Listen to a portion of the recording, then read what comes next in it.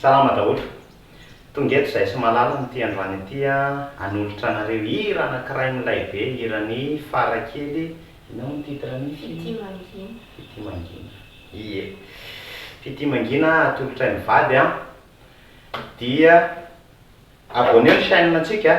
Be dia be ny vidéo atao amin'ity chaîne YouTube ity ary atao ato dia tena vidéo tonga dia bobaka be atolotray anareo, indraindray atolotray roa, indraindray atolotrery, indraindray atolotra narery dia any koa misy akama anankiray izay mbola hanolotra vidéo atsika.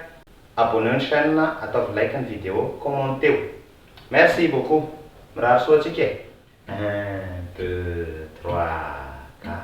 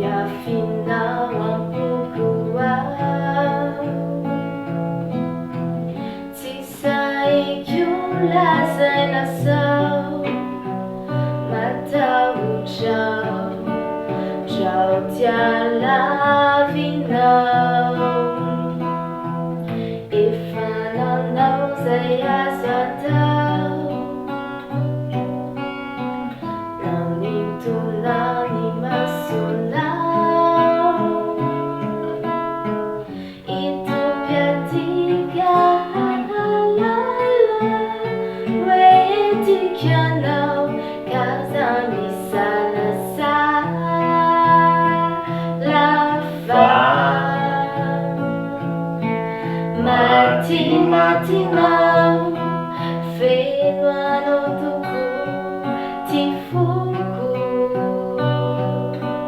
Jamba itapifike eu atratranao ve adisoko To manono fiao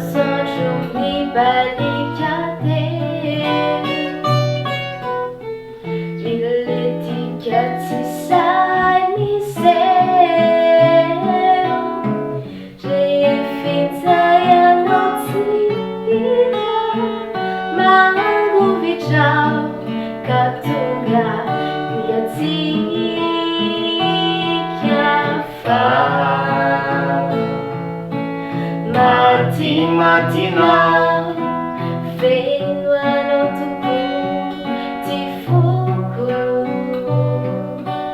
Jamba itapifike eu atratranao ve adisoko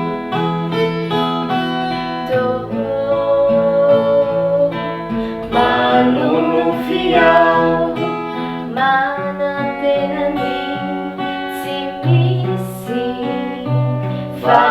Vayanao, tomando sitra, fanaonaka, indrisi,